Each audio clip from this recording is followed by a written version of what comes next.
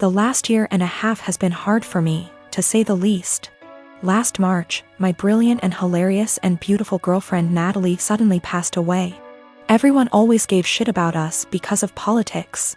We met in college when we were poli-sci majors. She is very liberal, think AOC, and I'm pretty conservative.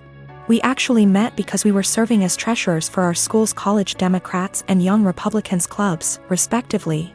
And our groups would get together for drinks or bowling or laser tag once a month. Well, Natalie and I bonded over a lot of shared interests and we hit it off. Even if we didn't see eye to eye on many issues, debating her was stimulating and formed the cornerstone of our relationship. We've had debates that went on until dawn. We just bounced off each other.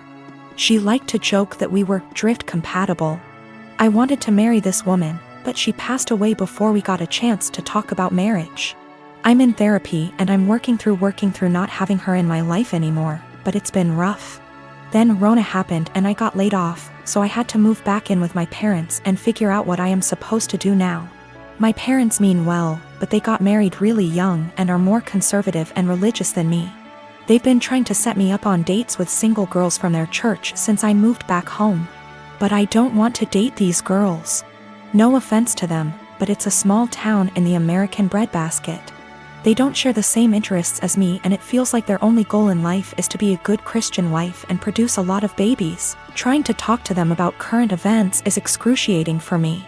The girls my parents tried to set me up with take everything they read on Facebook or hear from Fox News for face value. It makes me miss Natalie and our debates more. My parents mean well. I know they want me to find a nice girl and settle down with her, but not like this. They are nothing like Natalie and never will be. I miss her, even if my folks didn't like her ideas.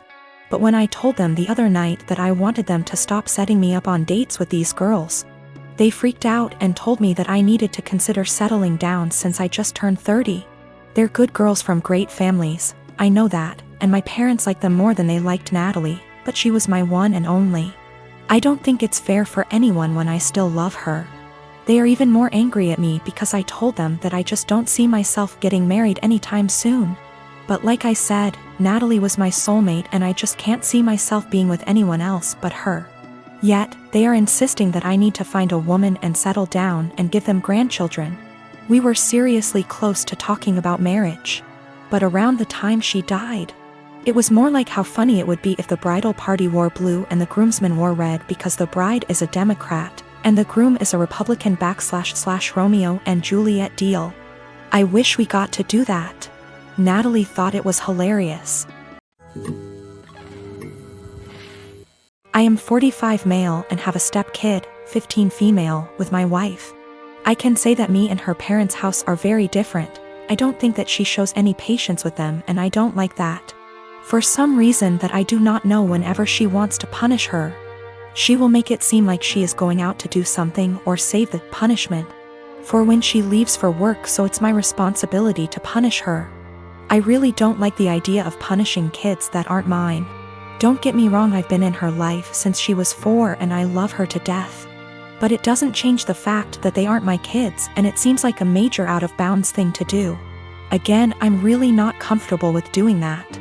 She is a good kid and is really responsible, but I feel like my wife's parenting has made her feel like she has to be perfect, or else she will get punished. I've never actually punished her. Like I said, she's a really good kid and no circumstances did I ever see that a punishment was necessary.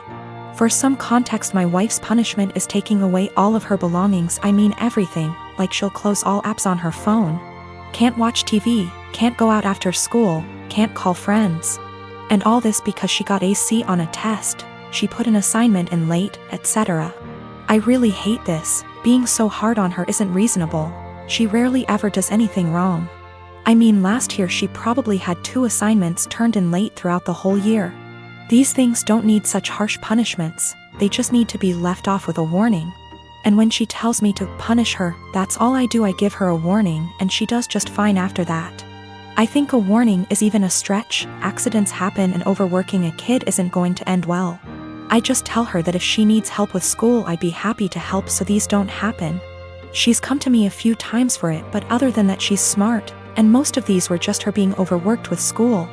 My wife never caught on to this until the other day when I was talking to he about her school because her mom said she got a report from her teacher that she wasn't focusing. Again, I didn't punish her, I just asked why she wasn't, and she said she was just tired from school and sports. I said that's fine, and if it's too much she doesn't have to go to sports this week because it's not like it mandatory. My wife overheard because she came back inside when she forgot something. She was mad at me saying that it doesn't teach them a valuable lesson. I said it's been working just fine and she's too hard on her. She did the whole, I'm just a stepdad. Said her way is torturing her kid. She's not focusing in class because she's trying to please everyone and get an A. So she'll stay up all night and overwork herself to do so, but then she's to blame when that didn't go right. She's not speaking to me now. I manage a team of employees in a very specialized industry. The employees are hired on 2-year contracts that are mostly automatically renewed.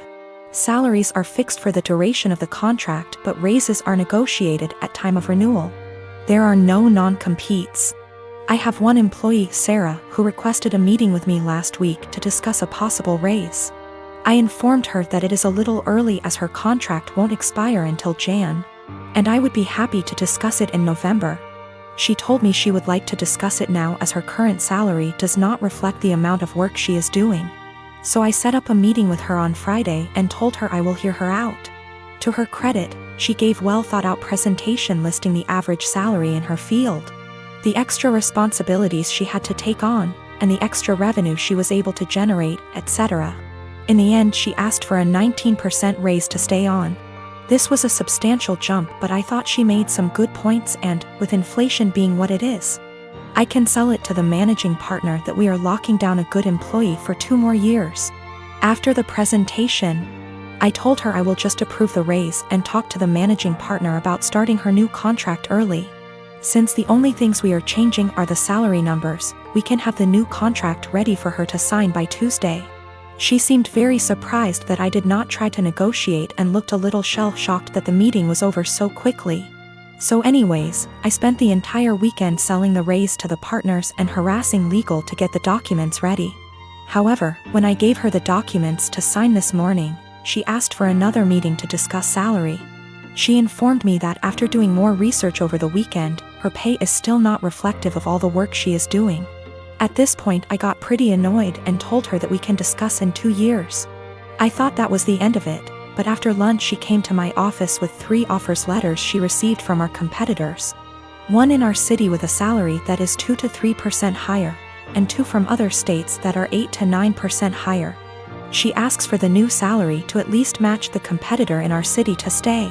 At this point I got very frustrated and told her that she is now free to work for our competitor, because her contract with us will not be renewed. She called me in and left crying, immediately telling all her coworkers that I fired her for asking for a raise, which obviously caused quite an uproar. My wife thinks that I am the because I could have just said no. She probably had the other offers for a while and was never going to actually leave. She recommended that I offer her back the new contract. Anyways, I am contemplating going back to the office tomorrow and offering Sarah her new contract again. But I just felt like the relationship between us is ruined after this whole situation. Her currently contract is negotiated 2 years ago, which is why there is a discrepancy in pay with the current offers. There are also a lot of reasons for differences in salary even within the same city. Perhaps less PTO, maybe more responsibilities, maybe they lock them in the contract for 3 years instead of 2. Which is happening more and more now. Maybe they have a non-compete, or maybe they are better. I can't say. Her contract expires Jan, so she has plenty of time left at the company if she wants to finish out. Sarah is WFH today, so I sent her an email apologizing for overreacting yesterday, and informing her that she is an important member of our team and that I worked really hard to get her the raise she initially requested. The new offer still stands provided she return the signed contract to me today before 5 p.m. I would be happy to execute it immediately and get her sorted out before the next payment period. She emailed back also apologizing for her reaction yesterday and said that she enjoyed working here and feels like she really has an opportunity to grow. But she then ended the email asking if I would still be willing to reconsider upping the offer to match her other offer. At this point, I just can't even anymore. I basically ignored her email, and at 5:01 p.m. with no signed contract from her, I sent an email to the managing partner I was talking to all weekend. Hope this email finds you well. I am writing to inform you that Sarah has elected to decline the new contract as it is written. She has informed me that she received an offer from our competitor with a salary of XXX. I have attached a scanned document of the offer letter with this email for your convenience. She has requested that we match that salary to retain her services as our current offer is insufficient. As of right now, her contract expires January 22nd. Please advise on the next steps. I am 17 female, my dad has remarried about a year ago, and it's been hell from the start. I have 2 younger brothers. I work and I often help out with the bills and my 2 younger brothers. I do the exact chores that my father previously gave me. My room is always clean, I do the dishes after dinner, I do the laundry every week, I am in charge of cleaning the kitchen, living room and back patio, as well as taking our trash. So I do what I have to do. But I don't allow my stepmom to try and make me do more things than I already do or try to make major changes in my life. Again, I just do what I need to do so I can go on with my life. I'm just saying this to show that I am a good kid. I can admit that I really do not like my stepmom. My dad won't see it and constantly acts like I'm losing my mind, but my stepmom acts different behind closed doors. I told everyone from the beginning that I do not see her as my mom. I won't be calling her mom.